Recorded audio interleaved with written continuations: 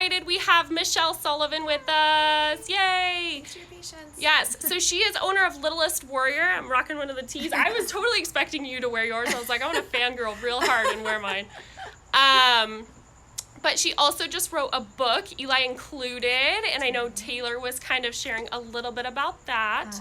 So I just wanted to start, Michelle, by asking you a little bit about your story, and then some of your inspiration behind Littlest Warrior. Okay. Yeah, so our story is we thought we were done having kids. We had 3 girls, and then there's just something, I just kept feeling like someone was missing.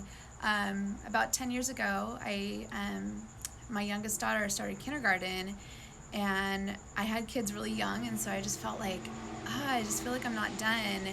And so we started the process of adoption, and it just didn't work out. There was closed door after closed door, and so we started kind of weighing our options. My husband had a vasectomy, and so we started thinking about maybe getting a reversal. We actually have 2 really good friends that got reversals. And so it was kind of crazy, like all 3 of us had kids like super close together. But one of the things we talked about before was, if we do this, I told my husband, I said, I think the baby might have Down syndrome. And he was like, what? You're crazy. That's not going to happen. And he even took a couple days to like do some research, and he said that our chances were like 0.3% or something silly like that. And I was like, oh, okay, whatever. Wow. Let's just go for it anyway. And so I remember the night before our 20-week ultrasound, I remember telling a friend that I was super nervous, and she was a little bit older than me, and she'd had twins around my age, and she's like, oh, you'll be fine, don't worry. And so my husband's going to be the tripod, yeah. We're the Instagram husband. There you go. I'll scoot over this way. Nice and close. And so I was just really nervous, and so we went in, and as soon as I saw the screen, I knew something wasn't right, because I'd had 3 girls before, and there was these 2 big dark spots on his stomach, and so I knew immediately there was something Wow. not right going on. And so the technician couldn't say anything, and I knew that, and so I just remember sitting there going, and then there's that gosh. waiting period. Okay. And so at first she was super bubbly, and then all of a sudden she's super quiet, and I'm like, oh crap. And so I just went home, and Eric was still kind of in denial. He's like, let's just wait for the doctor. He's shaking his head, no. Yes, you were. And so the next morning, how long did it take until you guys were able to see the doctor after that? He called immediately, as soon as I woke up, pretty much the next morning, because we were like the last appointment. So he had already left the night before when we had ultrasound. So he called us right as soon as he got in the morning and said, you need to come in for like a better, like higher tech ultrasound. And so that's when, and he also told me, he said they found 3 things. It wasn't just the dark spots on his stomach, which I went home and of course Googled and found it meant duodenal atresia. Don't do Google, guys. And so he said there was also a heart defect, and they detected fluid on his brain. And so we went in, and we brought all the girls with us, and then in the room, the other tech, was basically like, well, we can just go upstairs and take care of this. And my girls were older, so they knew exactly what that meant. And they were like horrified, like, was she asking you to kill our brother? It was awful. And so I just remember walking out of the room, just it felt like tunnel, like everything was closing in, and just went home and spent some time in prayer, cried a lot. We were super worried because they gave us no hope. They said that he would most likely die, most likely be stillborn.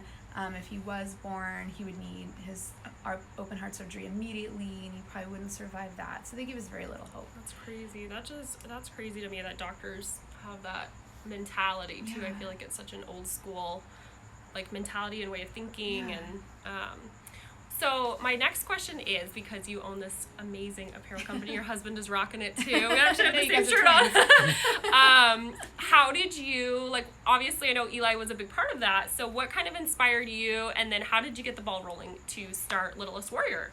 Eli definitely inspired me. I remember even when I was pregnant with him, just thinking, I don't want people to pity us.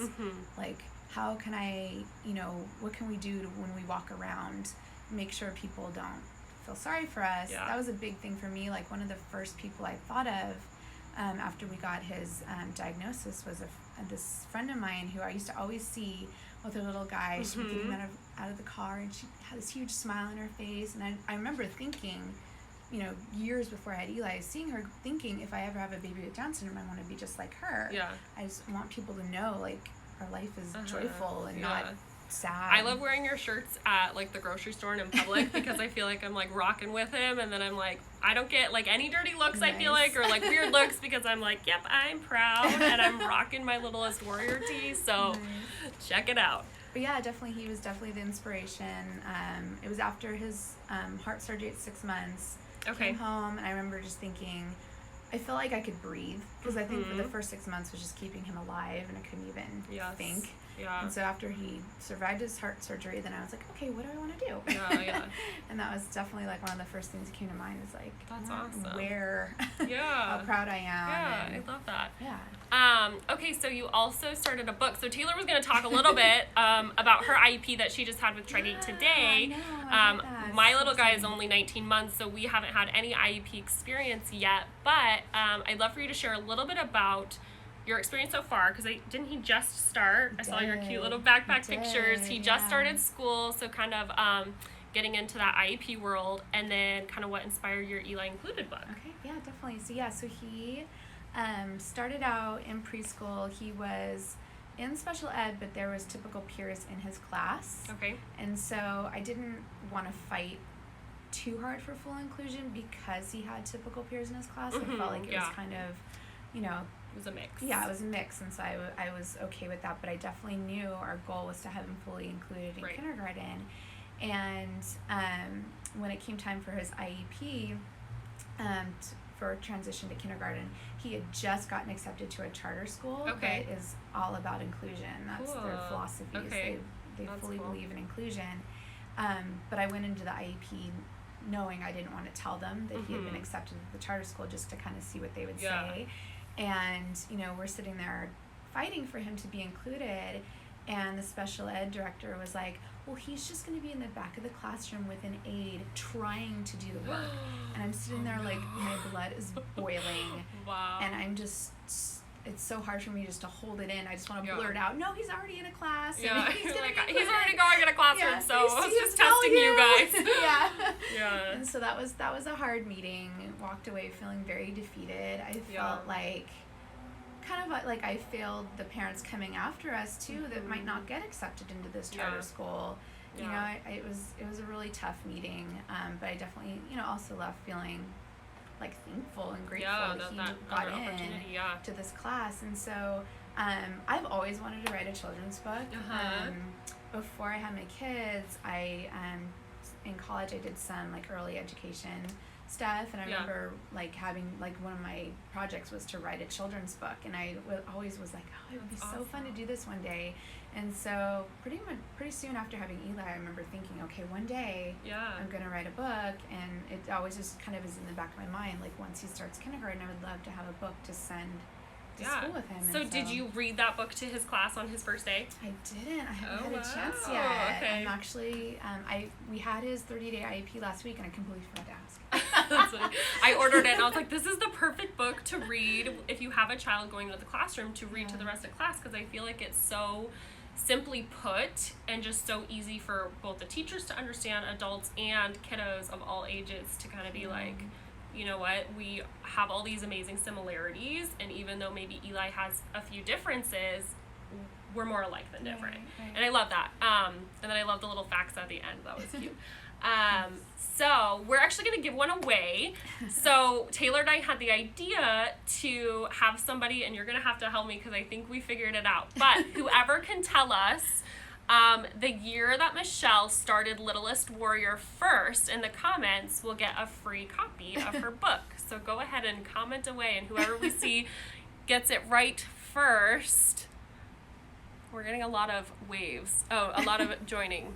Oh, 2015? Is that it? That's it. Yay! Nice job. Okay, Holding Moonbeams, make sure that you DM us at Tulips in Tuscany, and we will get you your free copy. Congrats. Nice job, guys. So is that the year? That was the year then that Eli was born, right? He was actually born in 2014. Okay, so this was after his heart surgery. Yeah, and okay. I started Little Swear like the first week of January 2015. Awesome. And you guys can go buy her apparel too, and go visit her Littlest Warrior Instagram page.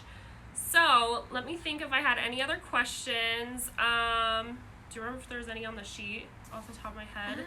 I know that Taylor was going to ask a couple, but...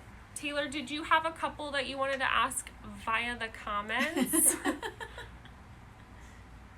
And then if not, we will jump into some Q&A from you guys that you might have for both Michelle, Eli, her book, her company, anything and everything. Someone wrote 1837. Close. Taylor says, ask her how she stays so young and hot. What's your secret? What is, it's definitely weekly home renovation. Right, Tell us a little about that. No, but she did for real just buy like when was the house built? It was built in 1903. 1903 in Orange. I was mind blown. I was like, you found a house from the 1900s in California? What? Go follow her other page, because her Michelle Sullivan page, because she posts their home renos. It's like kind of taken over your life right now. It has, yeah. We don't have a kitchen, so that's been crazy. So you guys just eat out all the time? We eat out a lot. We do dishes. If we do eat at home, we do our dishes in our one bathroom that we have right now, because we completely gutted the other bathroom. And it's like these little basin sinks, and I just keep telling myself, Emma, it's like we're camping. It's like we're camping. For a while. Yeah. It's like this crappy sink with like this weird faucet that dribbles out water or sprays it. There's like no in between. Oh, sorry. Lots of ladies joined after the giveaway was over. Well, we'll just have to do more giveaways. I have one going on right now. Oh, go to her page. She has a giveaway going on right now. I think I saw some other stuff was included in there too. Yeah, lots of books. Oh, okay. So Taylor's other question was, how does she make time for her family and business? So how do you balance it? So one thing that's been really helpful is once Eli started school, like preschool, that's when I tried to cram in all the Littlest Warrior work, was when he was at school. That way when he came home I could focus on him, or at night after he was in bed. But it's hard to find that balance. Do you have like a team or people that help you, or do you feel like you're doing the bulk of it? So when we first started, Eric and I would ship stuff from our house. It just got so crazy overwhelming, so now I just do print on demand. And so there's a place in New York that makes everything. Nice. That's awesome. Print on demand's the way to go. So I pretty much just design and then run on social media. So did you have a background in design at all? I didn't, no, but I was a photographer.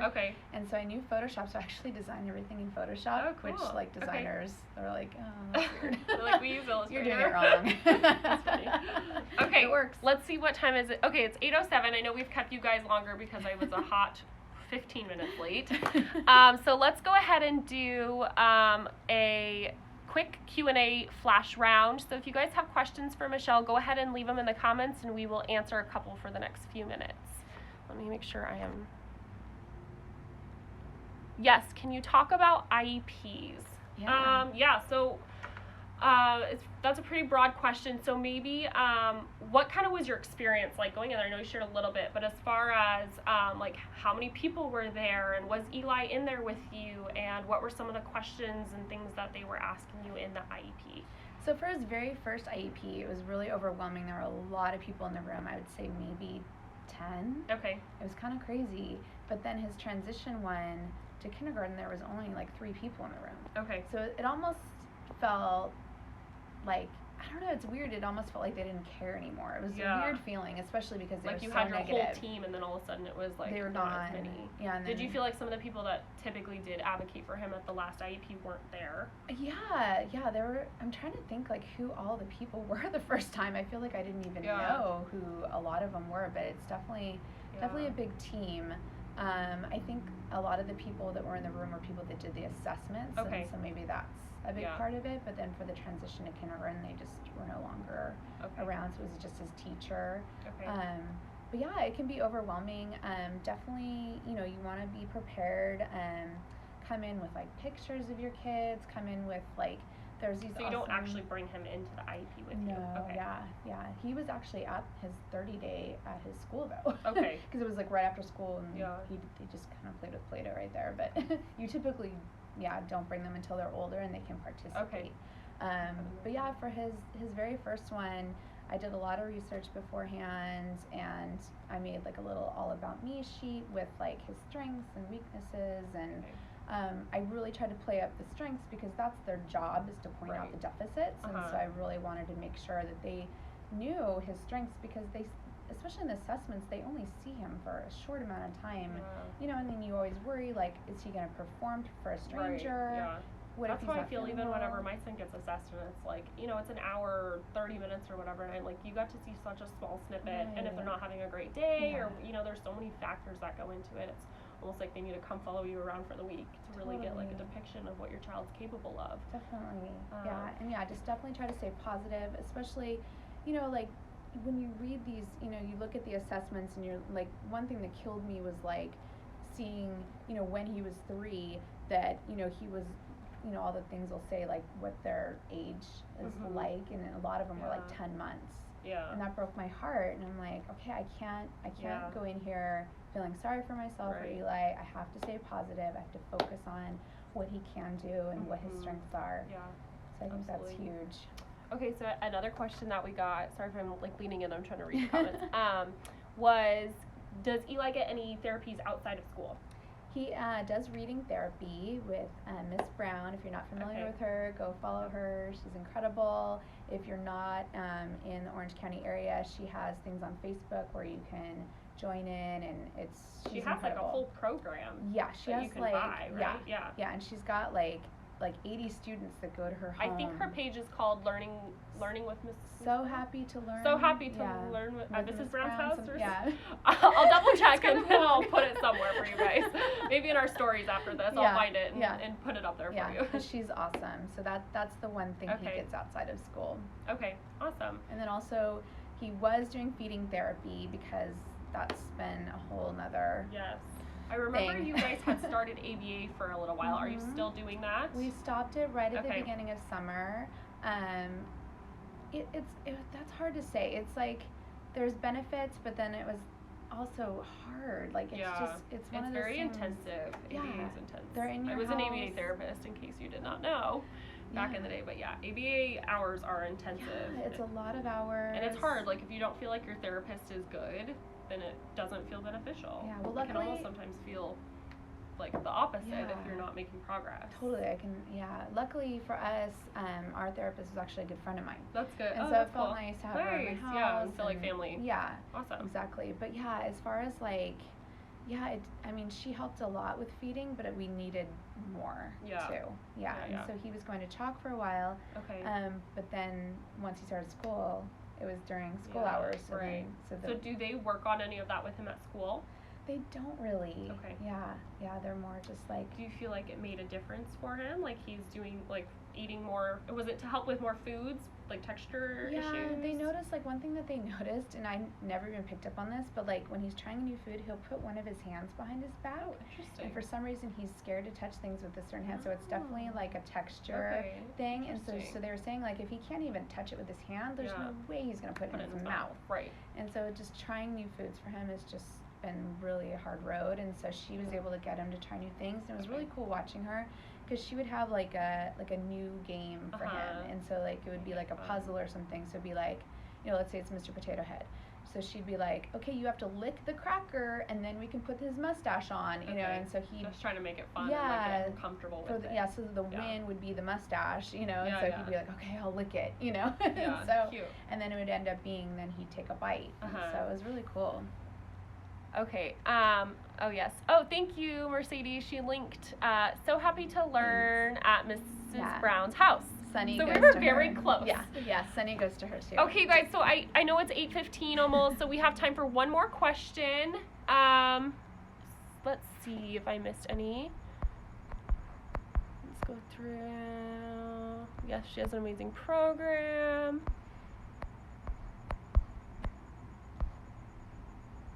Okay, I don't think I missed any up there. Oh, does anyone homeschool? Okay.